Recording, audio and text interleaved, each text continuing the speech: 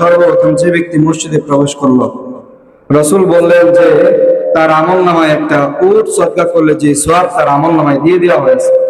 একটা উট আপনি কিনতে যান, কত টাকা লাগে দেখেন। একটা গরু কিনতে যান, কত টাকা লাগে? লাখ টাকার উপরে। কথা বলেন ঠিক কিনা?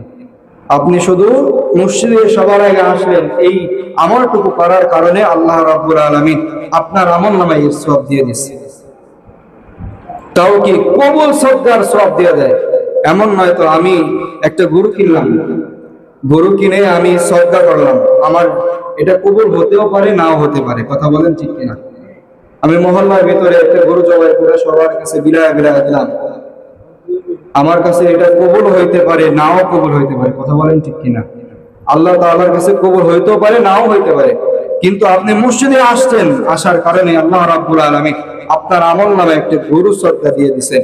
এটা কবুল সদকা করলে যে সওয়াব, ওই সওয়াব আপনার আমলনামায়